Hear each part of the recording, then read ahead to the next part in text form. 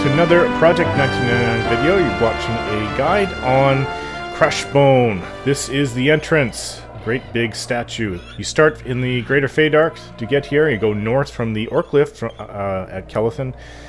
And there's usually orcs around the beginning. And actually that could be a problem if you're too low of a level. I know I've tried to get in here at levels 5, 6 on my own, and the orcs guarding the entrance, it makes it not so hard to get in, but hard to get out if you don't get to the guards in time, and no one else is there fighting or killing them. So, the zone in is right about where this person is, Brain Stew. We're going to go into Crushbone. Now, this has been my favorite newbie dungeon in the whole game. It's always been that way. I do remember it being a little bit more difficult back in Classic. It could have been because people were just total fools, didn't know how to play the game. Or, this is not a pure emulate. This Project 99 EverQuest is not 100% recreation of what it was like. I think it's about 95%, so it's pretty close. But I remember the spawn rate being a lot higher inside of Crushbone. I don't remember it being so difficult to find mobs. If there's any more than 10 players, it just seems if you're not hunting around the entrances, you gotta look for a group to get into. Now, I remember the place being more crowded than that, and always being able to find orcs to kill back in Classic. But, however, those days are gone. What we have now is Project 99, so we'll have to get used to it. So the entrance, you come around the corner, usually there's low-level orcs lining the entrance, and it's raining, nice and cloudy, rainy day here. Sorry if you can hear my newborn son upstairs. My wife is nursing him. He's crying right now. He's very, very small. Newborn, or newbie. He's newbie newborn. He's 6 weeks early, and he's a preemie. So he's only been on this earth outside of his mother for over 2 weeks. So he's pretty small. Okay, so from the entrance, going left is a little bit easier if you're lower level. There's usually orcs posted all over the place, but people have been clearing it out pretty well. And if you don't know how to swim, this is not the place to learn if you're low level. Let me tell you. The only way up, I think, is by using the ladders. But yeah, if an orc follows you in there, you're going to die if you can't fight it. So learn how to swim before you do that. Maybe get your swimming skill up. If you're Ixar, it really won't matter if with your swimming skill, because you start at like 100. So, Legionnaires. Well, Centurions are probably about 90% of everything in here. Then you have the Legionnaires that are a few levels higher. And the Centurions, they drop belts. You can get belts, CB belts out in Greater Feydark as well. But you can get even more of them in here because there's so many more Centurions around. And then the Orc Legionnaires, they'll drop pads, Legionnaire pads, and you can hand both of them in. I think you need 2 pads and 1 belt to hand in to a particular dwarf in Caladim. So it's a great way of leveling up if you collect, like one of my videos, I think it was for Tekken, I had over 40 belts and I gained like 3 levels. Just from that, I think I was like level 8 or 9, and I got up to level 11 or 12, so it was not bad haul. Saves you quite a few hours, and you're here anyways, so might as well save them up. A lot of people come here and they buy them for their alt characters, either in this zone or out in Greater Fey, and they buy them up. Used to be 3 platinum per belt. I think when I first started it was 2, then it went up to 3, and then I think there was a big drop in players, and a lot of platinum was taken away by the GMs because there's a lot of duping going on, duping of platinum. So money is more valuable, and I think the prices dropped to around 2 again, maybe even lower.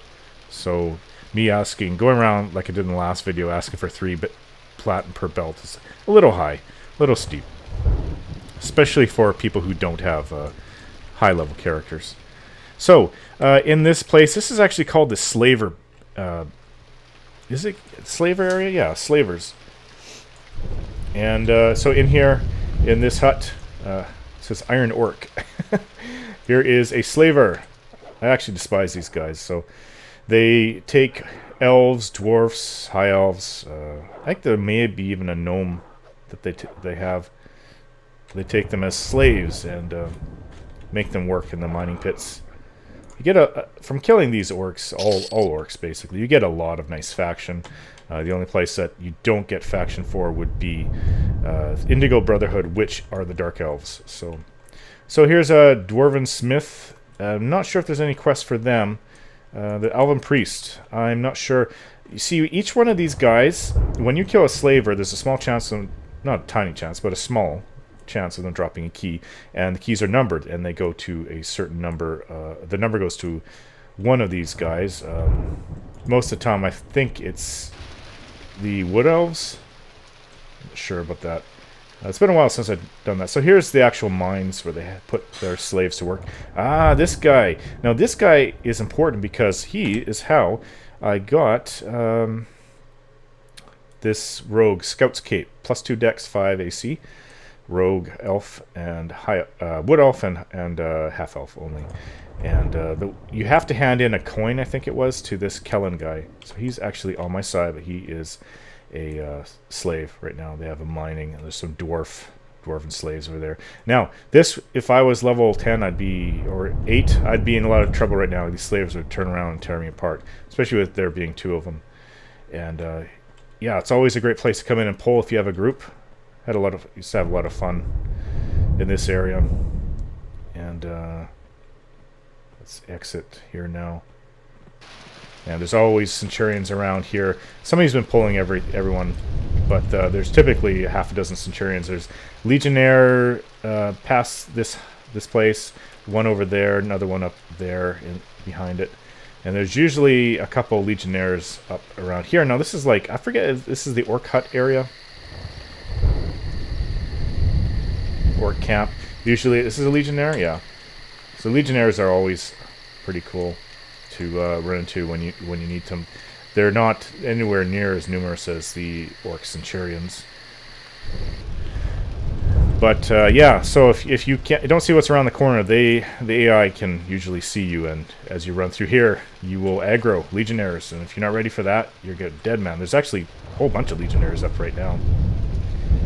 Now, we're coming up to the castle on the right side, and it's kind of surrounded by a moat. Now, a castle is for higher level groups, probably, yeah, the highest in the zone. And to the left is actually, ahead of me right now, is the more slaving pits. That's what the orcs like to do with their captured people. So, oop, fell into one. Now, usually quite often there's one that, a high elf or some other slave that spawns down there. It's a high elf down there right now, an elven slave. There's even an wood elf slave down there. Sure if there's any more of them. Now, I seem to remember there being a magician gnome around here. I'm not sure, maybe it spawns down there sometimes too. And people would actually, when I in Classic, like I said, no one had a clue what the hell they're doing when I played anyways. They would typically pull the magician out and kill it, although you get bad faction doing so. Shy bouquet. Oh,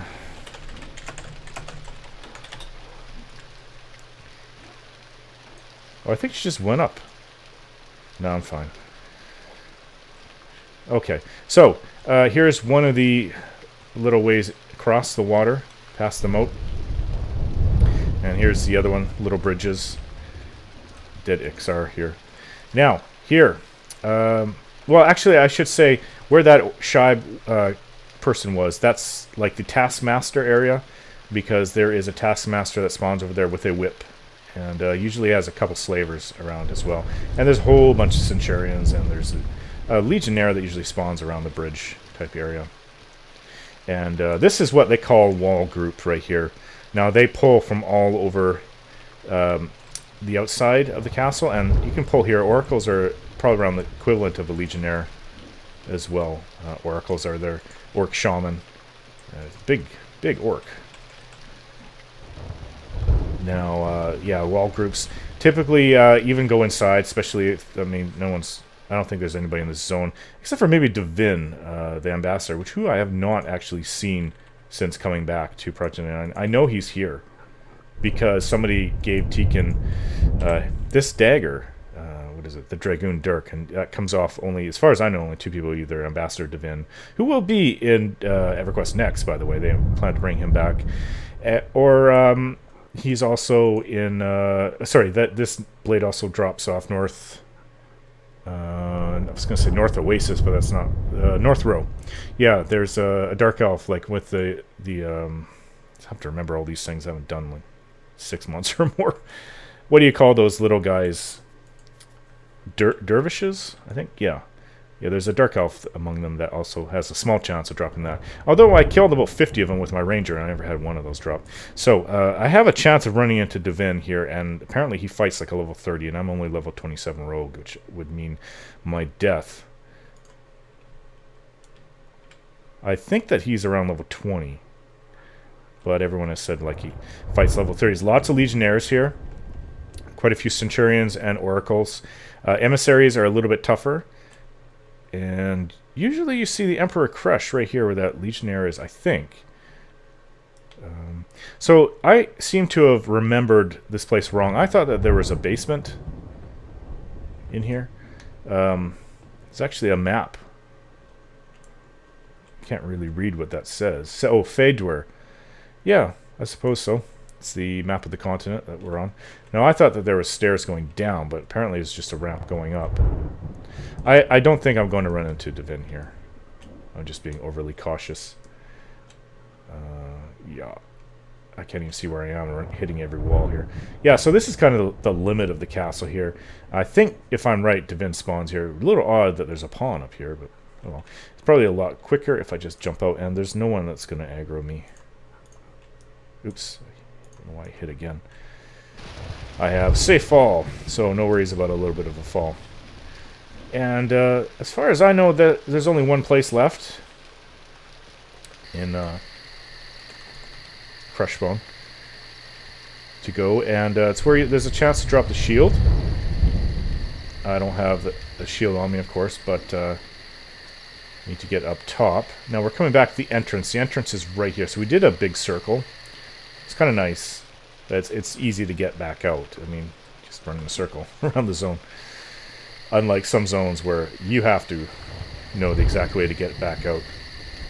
Now, this is the Orc Trainer up here. Now, he drops a Shiny Brass Shield, which is for if you have no other shield, it actually gives you like 10 magical resistance.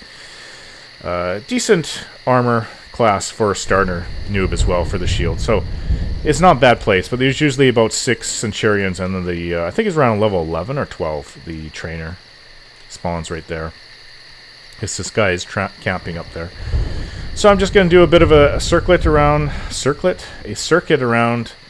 the zone again, as I read the story of Crushbone. Crushbone is the home of the Crushbone clan of orcs. It is located directly to the north of the wood elf city of Kelethin, and is a major thorn in the sides of all the inhabitants of the island of Fedwar. The city is accessible only from one entrance, and is set up in the shape of a ring. To the west side of Crushbone lies a small building where elves and dwarves actually live, as well as the entrance to the slave pits.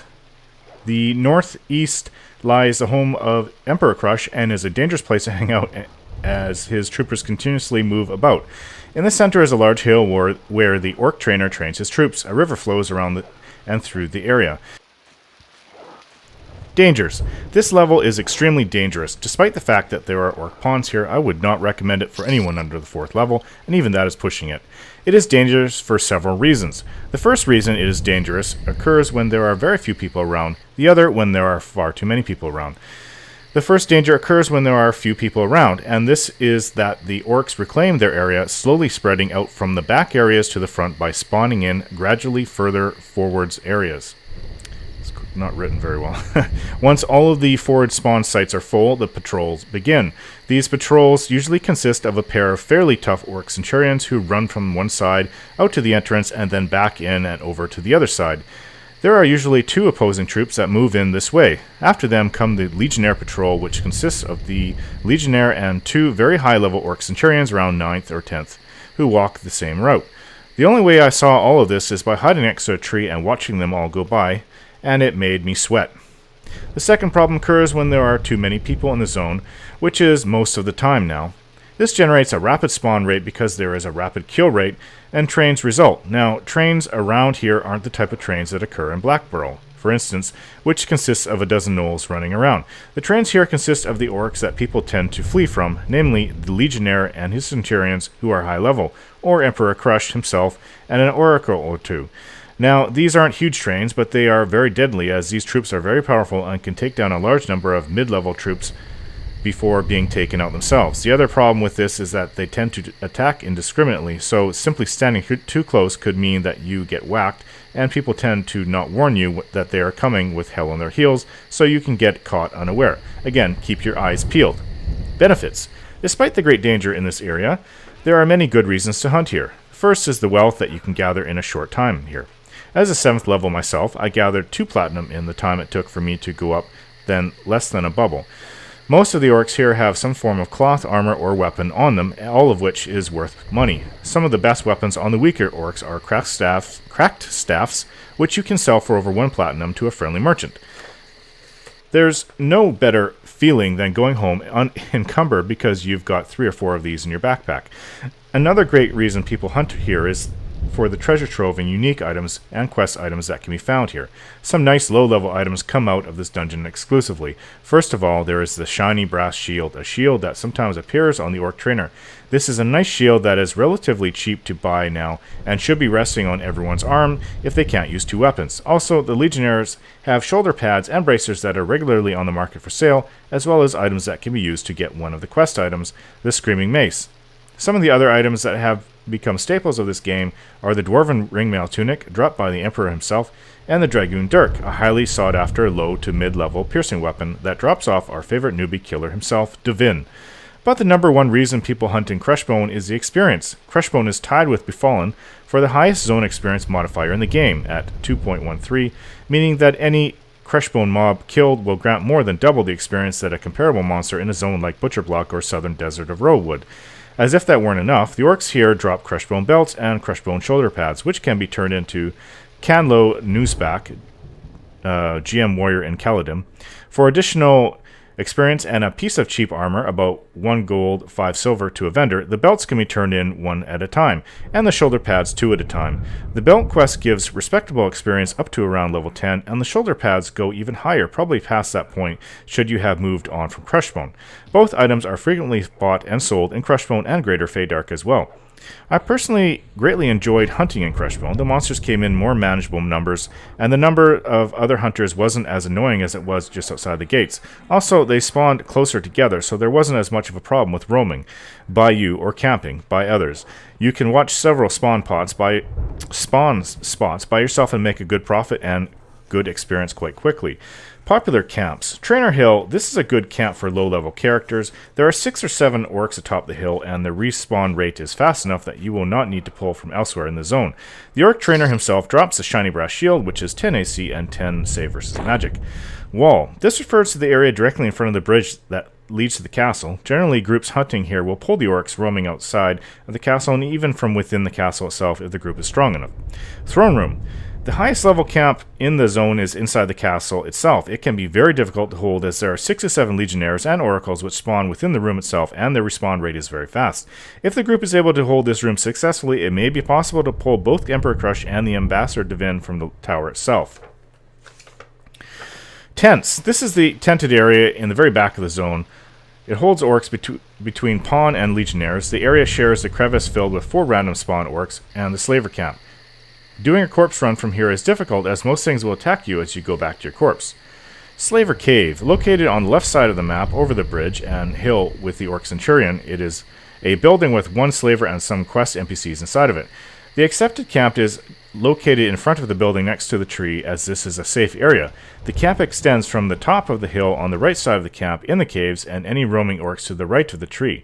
Relatively easy to get to, levels 5 to 8 normally level here. Houses several slavers, a few centurions, and 1 random legionnaire. Killing the slaves will hurt your faction with the city they are from.